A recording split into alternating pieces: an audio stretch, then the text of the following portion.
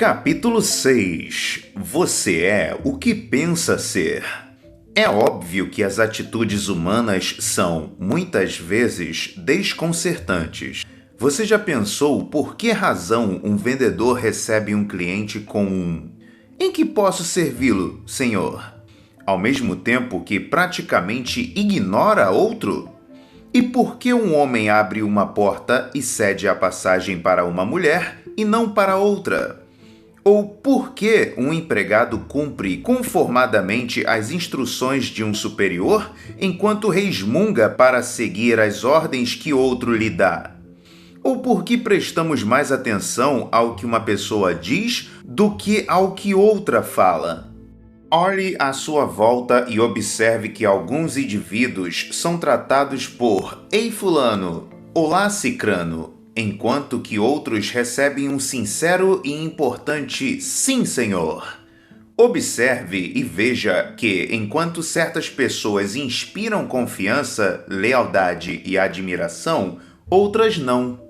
Aprofunde sua observação e verifique que os que impõem mais respeito são também os mais bem-sucedidos. Como se explica isso? Podemos resumir numa palavra: pensamento. O pensamento é que faz isso.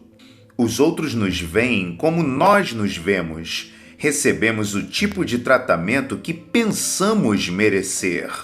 O pensamento é que faz isso. Quem se julga ser inferior será inferior, seja quais forem suas reais qualidades.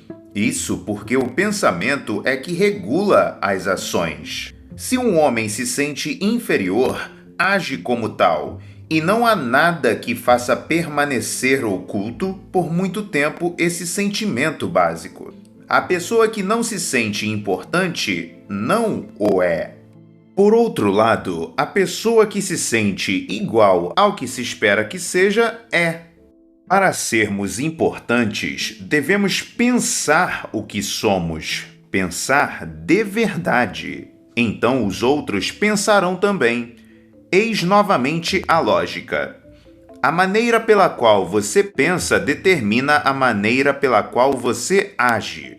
E, por sua vez, a maneira pela qual você age determina a maneira pela qual os outros reagem em relação a você. Como as outras fases de seu programa pessoal de sucesso, é muito simples conseguir o respeito alheio. Para ser respeitado pelos outros, você deve, em primeiro lugar, pensar que merece ser respeitado. E quanto mais respeito você tiver por si mesmo, mais respeito os outros terão por você. Experimente essa regra. Você tem muito respeito pelo sujeito que se encontra à margem da sociedade? Claro que não. Por quê? Porque o pobre coitado não tem respeito por ele mesmo. Está se deixando minar pela falta de respeito próprio.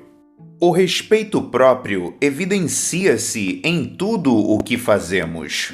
Concentremos agora nossa atenção em algumas das maneiras específicas através das quais podemos aumentar o respeito próprio e, portanto, obter mais respeito dos outros. Pareça importante. Isso o ajudará a pensar de maneira importante. Regra: lembre-se de que sua aparência fala. Certifique-se de que ela diz coisas positivas a seu respeito. Nunca saia de casa sem ter a certeza de que você parece ser o tipo de pessoa que deseja ser. Um dos mais honestos anúncios já vistos na imprensa é o "Vista-se corretamente, você não pode deixar de fazê-lo", máxima patrocinada pelo American Institute of Men's and Boys Wear. Essa máxima merece ser emoldurada e pendurada em todos os escritórios, salas de repouso, dormitórios, gabinetes e salas de aulas. Num anúncio, um policial diz: geralmente aponta-se uma criança considerada sem educação por sua aparência. Sem dúvida, é uma injustiça, Mas é um fato. Hoje, julga-se um jovem por sua aparência. E, uma vez assim taxado, é muito difícil mudar nossa opinião sobre ele e nossa atitude para com ele. Observe seu filho. Veja-o pelos olhos de seus professores e vizinhos. Será que a maneira pela qual ele se veste lhes dá uma impressão errada? Você está certo de que a aparência dele é correta? De que ele está vestido corretamente para ir aonde quer que seja? É claro que esse anúncio refere-se principalmente às crianças, mas pode muito bem ser aplicado aos adultos. Na frase começada por veja-o, substitua o por se. Professores por superiores e vizinhos por companheiros. E releia: veja-se pelos olhos de seus superiores e companheiros. Custa tão pouco ser asseado? Tome a máxima ao pé da letra. Como se quisesse dizer: compensa sempre vestir-se corretamente. Lembre-se, pareça importante, porque isso o ajuda a pensar de maneira importante. Use a roupa como ferramenta para elevar seu espírito e adquirir confiança. Um velho professor de psicologia que tive costumava dar o seguinte conselho aos alunos que se preparavam para os exames finais: vistam-se para esse importante exame. Ponham uma gravata nova. Apresentem-se com um terno bem passado. Engraxem os sapatos. Pareçam corretos, porque isso os ajudará a pensar corretamente. O professor conhecia psicologia. Não se iluda. Seu exterior físico afeta seu interior mental. Sua aparência afeta a maneira pela qual você pensa e se sente internamente. Segundo me disseram, todos os garotos atravessam aquilo que poderíamos chamar de a fase do chapéu.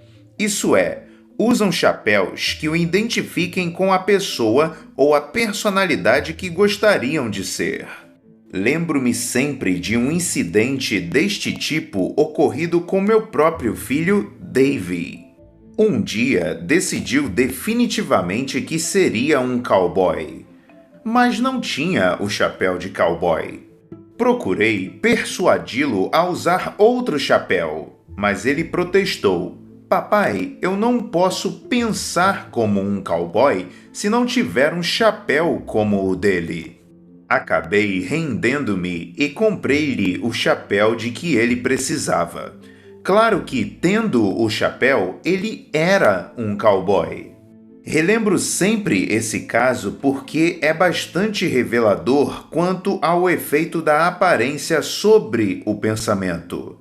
Qualquer um que já tenha servido o exército sabe que o soldado sente e pensa como soldado quando está de uniforme. Uma pessoa sente mais a emoção de uma festa quando está vestida de maneira apropriada para a festa. Pelo mesmo simbolismo, um executivo se sente mais como um executivo ao se vestir como tal. Um vendedor assim se expressou a esse respeito: não posso me sentir bem-sucedido e tenho de estar se pretendo realizar grandes vendas, a menos que eu saiba ter essa aparência. Se sua aparência fala a você, fala também aos outros. Ajuda a determinar o que os demais pensam de você. Teoricamente, é agradável ouvir dizer que as pessoas deveriam olhar para a inteligência, não para as roupas de um homem. Mas não se iluda, as pessoas o julgam por sua aparência. Nela se baseia a primeira avaliação dos outros, e as primeiras impressões são as que ficam, independentemente do tempo necessário para que se formem. Um dia, num supermercado, notei umas uvas que custavam $2 o quilo. Num outro balcão estavam outras uvas, aparentemente iguais às primeiras, apenas dentro de embalagens plásticas e com um preço de $3 o quilo. Perguntei ao rapaz que estava junto à balança qual era a diferença entre as uvas. A diferença, respondeu ele, está na embalagem plástica. Assim, elas ficam mais bonitas. Pense no exemplo das uvas na próxima vez que você tiver de oferecer seus serviços. Com uma bela embalagem, você tem uma oportunidade melhor de obter um preço mais alto. A questão é esta: quanto melhor for sua embalagem, maior será a aceitação do público. Observe amanhã mesmo a quem é que se devota mais respeito e gentilezas no restaurante, nos ônibus, nos lugares muito cheios, nas lojas e no trabalho.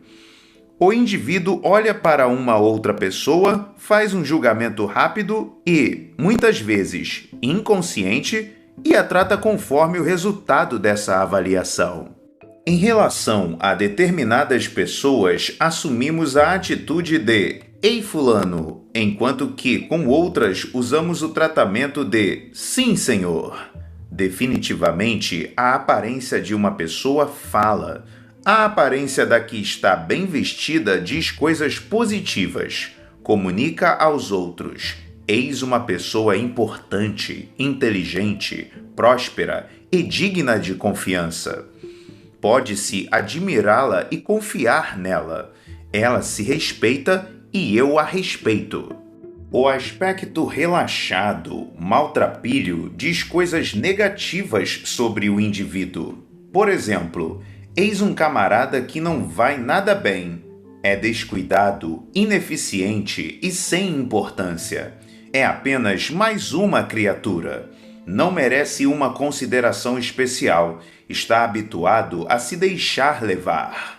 Quando, nos programas de treinamento, acentuo o princípio de respeite sua aparência, quase sempre me perguntam: muito bem, estou convencido, mas como é que o senhor acha que vou conseguir o tipo de vestuário que me fará sentir correto e notado pelos outros? Muita gente fica atrapalhada com essa pergunta. Durante muito tempo, me aborreci com ela. No entanto, a resposta é realmente muito simples. Pague 2 vezes mais e compre 2 vezes menos. Ponha essa máxima na cabeça e depois coloque-a em prática. Aplique-a aos chapéus, ternos, sapatos, meias, casacos e tudo o mais que você usa. No que se refere à aparência, a qualidade é muito mais importante que a quantidade. Quando você puser em prática esse princípio, verificará que tanto o respeito dos outros como o seu por você mesmo subirão tremendamente. E verá que, na verdade, estará economizando dinheiro quando paga 2 vezes mais e compra 2 vezes menos porque 1. Suas roupas durarão 2 vezes mais porque são 2 vezes melhores e anunciarão qualidade. Durem o tempo que durarem. 2. O que você tiver comprado permanecerá na moda por mais tempo, pois isso é próprio das roupas de melhor qualidade. 3. Você será mais bem aconselhado. Os comerciantes que vendem ternos de $200 têm, geralmente, muito mais interesse em ajudá-lo a encontrar a roupa que lhe serve do que os que vendem os de $10. Não se esqueça, sua aparência fala para você e para os outros. Faça tudo o que puder para que ela diga: aqui está uma pessoa que se respeita. É importante. Trate-a como tal. Você é o que pensa ser. Se seu aspecto faz com que pense que é inferior, você será inferior. Se faz com que pense que é insignificante, você se tornará insignificante. Tenha a melhor aparência que puder e você pensará e agirá da melhor maneira possível. Convença-se de que seu trabalho é importante. Há uma história, muitas vezes repetida, sobre a atitude de 3 pedreiros em relação ao trabalho que executavam. Como se tornou clássica, vamos repeti-la mais uma vez. Quando alguém perguntou o que estavam fazendo, o primeiro respondeu: assentando tijolos. O segundo disse: ganhando $9,30 por hora. O terceiro, porém, falou: eu? Ora, estou construindo a maior catedral do mundo. A história não conta, mas que acha você que aconteceu a esses pedreiros anos mais tarde?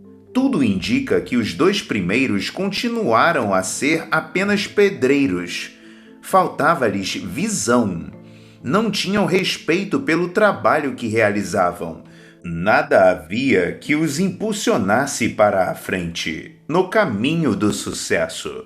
Você quer apostar até seu último centavo que o pedreiro que se visualizou construindo uma grande catedral não permaneceu um simples pedreiro? Talvez tenha se tornado um mestre de obras ou um empreiteiro. Ou quem sabe tenha se transformado num arquiteto. Caminhou para a frente e para o alto. Por quê? Porque o pensamento assim o faz.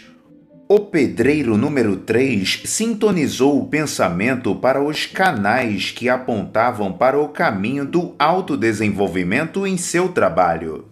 A maneira pela qual uma pessoa encara seu trabalho revela muito sobre sua capacidade potencial para assumir maiores responsabilidades.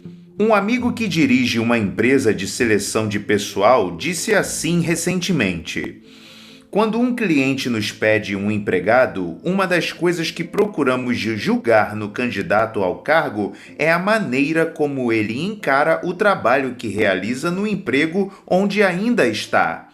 E sempre ficamos bem impressionados quando verificamos que o candidato considera seu trabalho importante, mesmo que haja aquilo que lhe desagrade. Por que isso? Nada mais simples. Se o candidato considera que seu trabalho atual é importante, grandes são as probabilidades de que venha a se orgulhar também de seu futuro emprego. Temos encontrado uma espantosa correlação entre o respeito que uma pessoa manifesta pelo trabalho que executa e o desempenho de suas tarefas.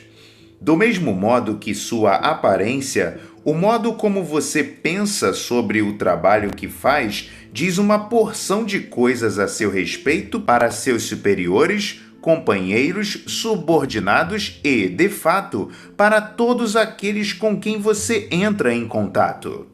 Não faz muitos meses, passei algumas horas com um amigo que é diretor de pessoal de uma fábrica de ferramentas. Conversamos sobre como fabricar homens e ele me explicou seu sistema de sondagem do pessoal e o que tinha aprendido com ele. Temos cerca de 800 homens que não trabalham na produção, afirmou. De acordo com o meu sistema de sondagem do pessoal, eu e um assistente examinamos todos os empregados a cada 6 meses. Nosso objetivo é simples. Desejamos saber como poderemos auxiliá-los em suas tarefas. Acreditamos que isso é de boa praxe porque consideramos importantes todos os que trabalham conosco. Do contrário, não estariam na folha de pagamento. Temos o cuidado de não dirigir-lhes perguntas vagas. Em vez disso, nós o encorajamos a falar do que quiserem. O que pretendemos é obter suas mais sinceras impressões. Após cada entrevista, preenchemos um formulário onde as atitudes do empregado são avaliadas no que se refere a certos aspectos específicos do seu trabalho. Veja agora o que tenho aprendido, continuou ele. Com base na maneira pela qual encaram o trabalho que realizam, nossos empregados se dividem em 2 categorias, Grupo A e Grupo B.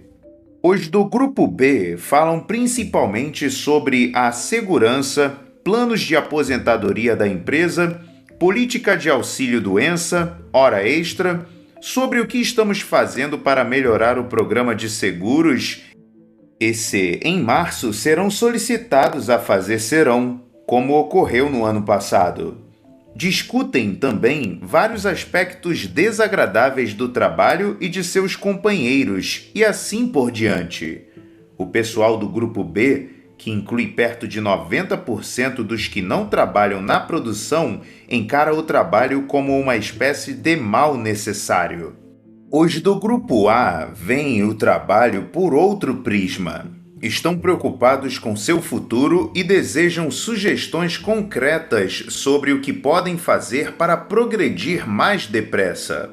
Nada espera que lhe demos senão uma oportunidade. As pessoas do Grupo A pensam numa escala muito mais ampla. Apresentam sugestões para melhorar o negócio e acham que essas entrevistas em meu gabinete são muito construtivas. Os do Grupo B, porém, julgam que isso nada mais é do que uma lavagem cerebral e ficam satisfeitos quando elas terminam. É um modo de testar as atitudes e o que elas representam para o sucesso no trabalho. Todas as recomendações para promoções, aumentos de salários e privilégios especiais são desviadas para mim pelo supervisor imediato do empregado. E, quase que invariavelmente, o recomendado é do Grupo A. E, quase sem exceções, os problemas partem dos integrantes do Grupo B. A maior dificuldade de meu trabalho consiste em procurar ajudar um homem do Grupo B a passar para o Grupo A. Não é fácil porque, a menos que uma pessoa julgue o trabalho que realiza importante e pense nele positivamente, não pode ser ajudada. Esta é uma evidência concreta de que você é o que pensa ser, de que você se tornará aquilo que a força de seu pensamento determinar. Pense que você é fraco, que perderá, que está na segunda classe e estará fadado à mediocridade. Em vez disso, pense: eu sou importante, terei o que preciso, sou um realizador de primeira classe, meu trabalho é importante. Pense assim e estará trilhando o caminho do sucesso. A chave para conseguir o que você deseja está em pensar positivamente sobre si mesmo. Seu modo de agir constitui a única base real que os outros têm para julgar sua capacidade, e suas ações são controladas por seus pensamentos. Você é o que pensa ser. Vista, por alguns momentos, a roupa de um supervisor e pergunte-se quem você indicaria para um aumento ou uma promoção. 1. A secretária que, quando o chefe está fora, passa o tempo lendo revistas ou a que emprega esse tempo para fazer pequenas coisas que auxiliarão o chefe a produzir mais quando voltar. 2. O empregado que diz: ora, não me custa arranjar outro emprego. Se não gostam de meu trabalho aqui, vou-me embora num instante. Ou o que encara a crítica construtivamente e procura com sinceridade realizar um trabalho melhor. 3. O vendedor que diz ao cliente: estou fazendo apenas o que me mandaram. Pediram que eu o procurasse para ver se estava precisando de alguma coisa, ou o que fala: Senhor, estou aqui para ajudá-lo.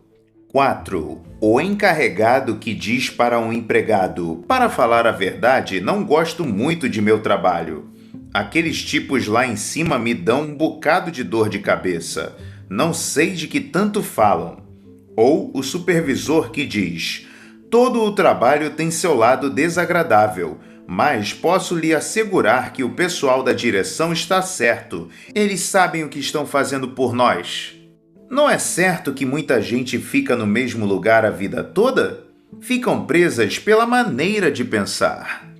Um diretor de publicidade falou-me uma vez do treinamento informal que sua agência realiza para domesticar o pessoal novo e inexperiente. Adotamos a política de que a melhor maneira de iniciar o jovem, que por sinal quase sempre tem um nível universitário, é como mensageiro. O objetivo é fazer com que ele entre em contato com as várias tarefas que realizamos na agência. Depois que ele conhece tudo, oferecemos a ele um lugar melhor. Por fim, mesmo depois de lhe explicarmos por que ele vai iniciar como mensageiro, o jovem acha que essa tarefa é depreciativa e sem importância. Quando isso acontece, sabemos que escolhemos o homem errado. Se ele não tem a visão para compreender que o fato de ser um mensageiro constitui uma etapa necessária para alcançar postos mais importantes, não tem futuro nos negócios da agência. Lembre-se de que os gestores respondem à pergunta: como ele desempenhará aquela espécie de serviço? Com outra pergunta: como ele está desempenhando seu atual serviço? Eis aqui algo que é fácil, tem lógica e soa corretamente. Leia pelo menos 5 vezes antes de continuar. Uma pessoa que pensa que seu trabalho é importante recebe estímulos mentais sobre como realizá-lo melhor. E um trabalho melhor significa mais promoções, mais dinheiro, mais prestígio, mais felicidade. Todos nós reparamos como as crianças adquirem rapidamente as atitudes, os medos e as preferências dos pais. Quer se trate de comida, maneirismo, pontos de vistas religiosos ou políticos ou qualquer outra coisa, a criança é um reflexo vivo do modo de pensar dos pais ou de seus responsáveis, pois ela aprende pela imitação. O mesmo se dá com os adultos. Através da vida, as pessoas imitam as outras, imitam seus chefes e supervisores, pensam e agem influenciado por eles. Você pode verificar isso facilmente. Observe um de seus amigos e a pessoa para quem ele trabalha, e note as semelhanças na maneira de pensar e de agir de um e de outro. Eis alguns dos meios pelos quais seu amigo pode imitar o chefe ou um dos companheiros: escolha da gíria e das palavras que emprega, algumas expressões faciais e alguns maneirismos, escolhas das roupas, preferência pelas marcas de automóveis. Claro que há muitas mais, muitas mesmo. Outro modo de observar o poder de imitação é comparar as atitudes dos empregados com as do chefe. Quando este é nervoso, tenso, irritado, seus colaboradores mais íntimos refletem atitudes semelhantes. Mas quando o senhor chefe está lá em cima, sentindo-se bem, o mesmo ocorre com os seus subordinados.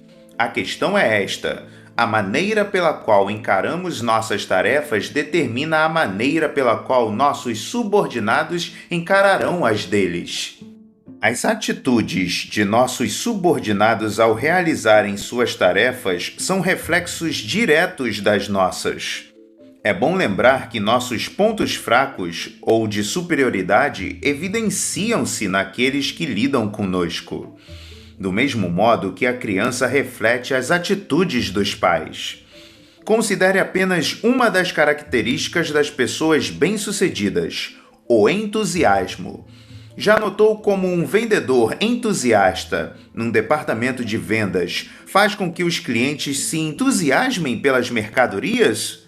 Ou como um pastor ou qualquer outro orador entusiasta tem um auditório atento, alerta, entusiasmado? Se você tiver entusiasmo, os que o cercam também o terão. E como se desenvolve o entusiasmo? Basicamente, é muito simples. Pense com entusiasmo. Cerque-se de um brilho cada vez maior e de otimismo. Sinta que algo é grandioso e que você é 100% a favor dele. Você é aquilo que pensa ser. Pense com entusiasmo e você será um entusiasta. Para realizar um trabalho de alta qualidade, entusiasme-se com o trabalho que você quer realizar. Os outros captarão seu entusiasmo e você fará uma obra de primeira classe. Mas se, a primeira negativa, você procura ludibriar a empresa no que se refere às despesas, fornecimentos e outras coisas menores, que espera que seus subordinados façam? Chegue habitualmente tarde e saia cedo. Assim procedendo, como acha que a tropa se portará? E o maior incentivo para que pensemos certo a respeito de nosso trabalho é saber que nossos subordinados farão o mesmo quanto a seus trabalhos. Somos avaliados por nossos superiores de acordo com a qualidade e quantidade da produção que obtemos dos que dependem de nós. Encare o fato desta forma: quem você elevaria à posição de gerente do setor de vendas? O gerente do departamento cujos vendedores estão realizando um trabalho notável ou aquele cujos subordinados não passam da média? Ou quem você recomendaria para ser promovido a gerente de produção? O supervisor cujo departamento atinge a cota ou o do departamento que fica para trás? Eis duas sugestões para conseguir que os outros façam mais por você.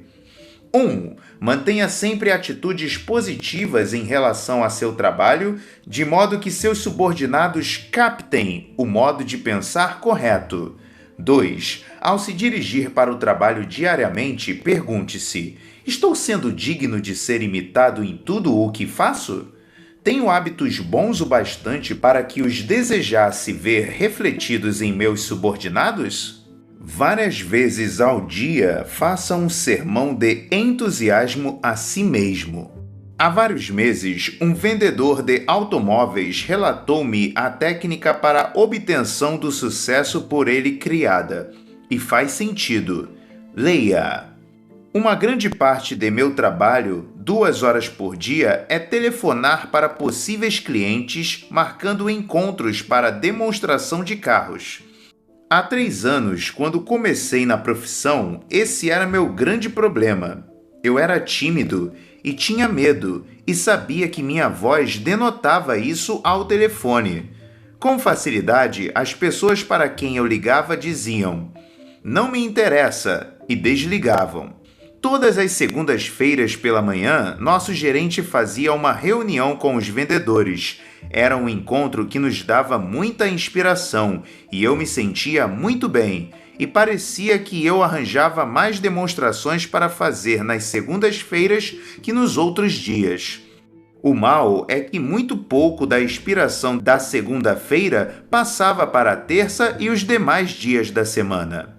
Tive então uma ideia. Se o gerente de vendas era capaz de me estimular, por que não o fazia eu mesmo? Por que não fazer a mim mesmo um sermão entusiasta pouco antes de começar a dar os telefonemas? E, naquele dia, decidi experimentar o processo. Sem dizer nada a ninguém, encaminhei-me para um carro e disse comigo mesmo que eu era um bom vendedor de automóveis e que seria ainda melhor. Que eu vendia bons carros e oferecia ótimas condições de vendas, e que as pessoas para quem eu ia ligar precisavam daqueles carros e que eu ia vendê-los.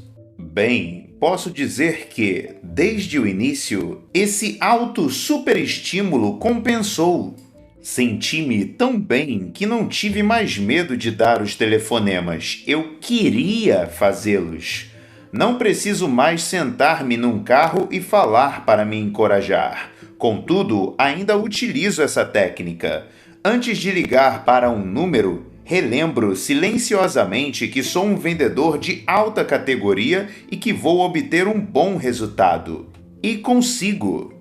É uma boa ideia, não acha? Para ficar por cima, a gente tem que se sentir como quem está lá. Discurse para você mesmo e veja como vai se sentir maior e mais forte.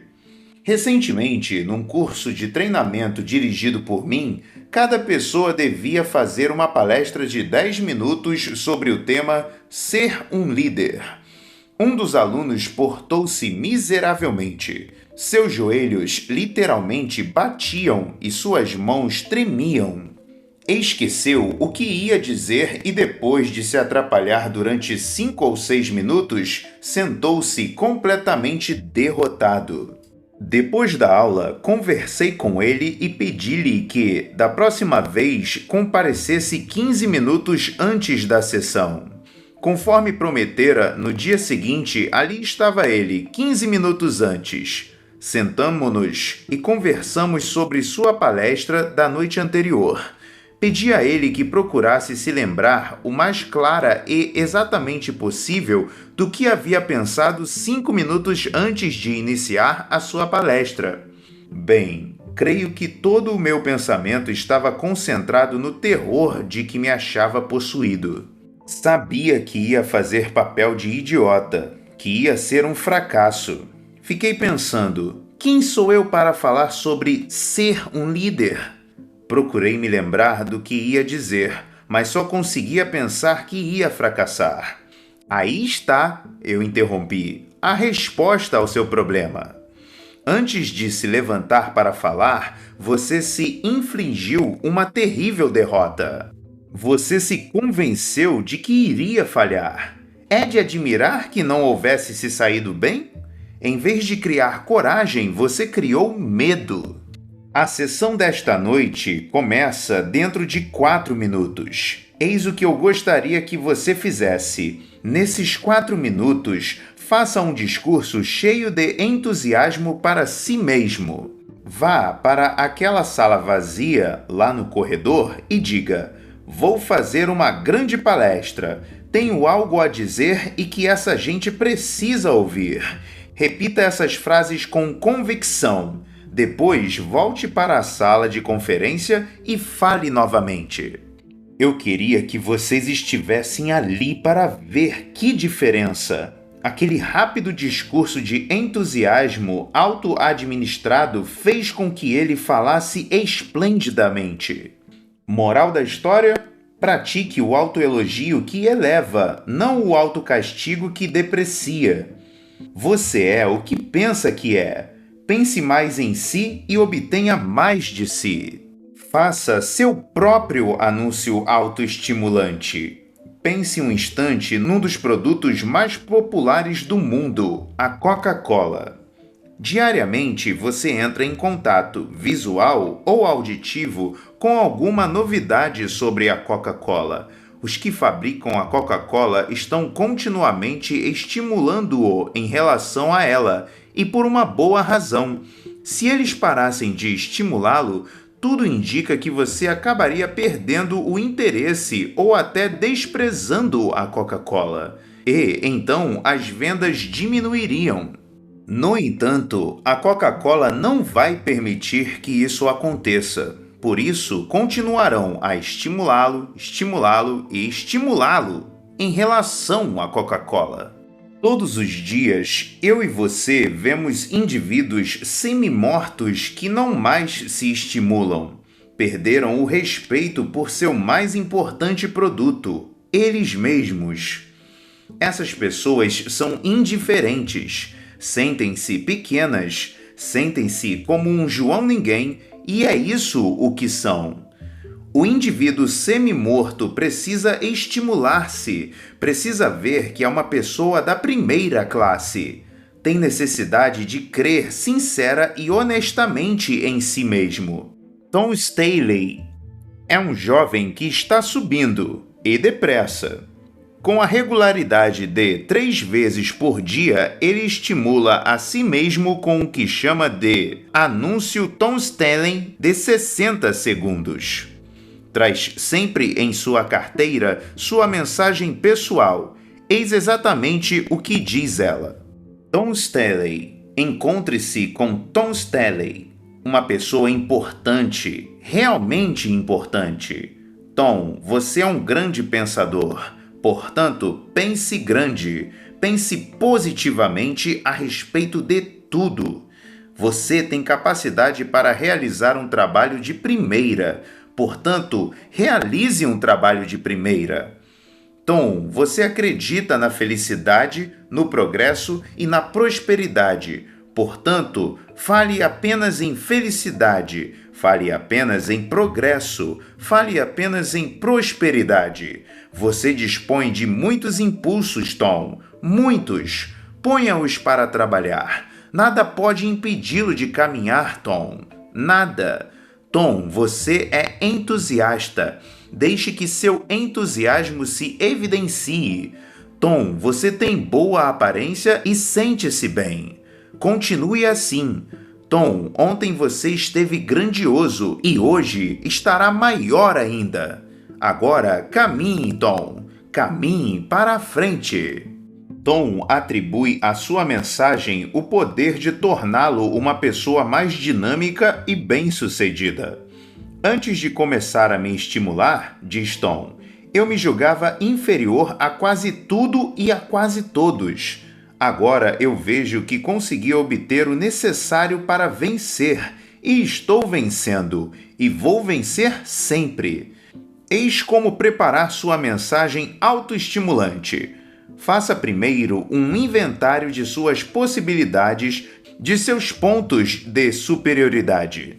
Pergunte-se: quais são minhas melhores qualidades? Não se envergonhe de se descrever. Em seguida, ponha tudo num papel com suas próprias palavras. Escreva sua mensagem para você. Releia a mensagem de Tom Staley. Repare como ela fala a Tom. Fale para você mesmo. Seja direto. Quando disser a sua mensagem, não pense em ninguém senão em você.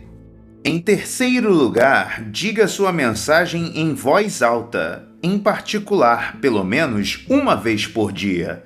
Se o fizer diante de um espelho, ainda melhor. Ajuda bastante, mas faça-o com todo o seu organismo. Repita-a com força e determinação. Obrigue o sangue a correr mais depressa através de seu corpo. Mantenha o calor. Em quarto lugar, leia sua mensagem, silenciosamente, várias vezes ao dia. Leia-a antes de se dedicar a algo que exija coragem. Leia-a todas as vezes que se sentir abatido. Tenha sua mensagem à mão sempre e use-a.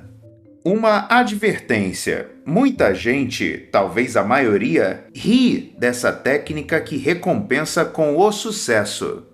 É porque essas pessoas se recusam a crer que o sucesso provém do pensamento orientado. Mas, por favor, não aceite o julgamento do indivíduo do tipo médio. Você não é uma pessoa mediana. Se tiver alguma dúvida quanto à eficiência do princípio da autoestimulação, procure ouvir a opinião da criatura mais bem-sucedida que você conhecer. Pergunte o que ela acha e depois comece a estimular-se. Eleve a qualidade de seu pensamento. Pense como pensam as pessoas importantes. A elevação de seu modo de pensar eleva suas ações, e isso acarreta em sucesso. Eis um processo simples para ajudá-lo a tirar mais de si mesmo, pensando como pensam as pessoas importantes. Use a fórmula a seguir como guia. Como eu penso? Lista de verificação. Situação. Quando me aborreço, pergunta a fazer. Uma pessoa importante se aborreceria com isso? A pessoa mais bem-sucedida que eu conheço teria se aborrecido com isso? Situação. Uma ideia. Pergunta a fazer. O que faria uma pessoa importante se lhe ocorresse essa ideia? Situação. Minha aparência. Pergunta a fazer. Pareço alguém que tem o máximo de respeito por si mesmo? Situação. Meu modo de falar. Pergunta a fazer. Estou usando a linguagem das pessoas que alcançaram o sucesso? Situação. Minhas leituras. Pergunta a fazer. Uma pessoa importante leria isso? Situação. Conversação. Pergunta a fazer. Uma pessoa de sucesso debateria esse assunto? Situação. Quando eu perco a paciência. Pergunta a fazer.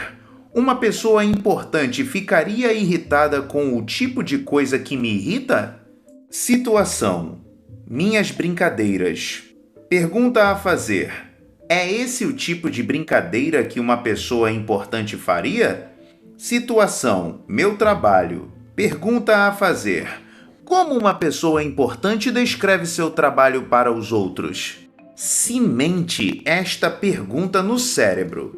Seria assim que uma pessoa importante procederia? Faça essa pergunta a si mesmo para tornar-se maior e ter mais sucesso.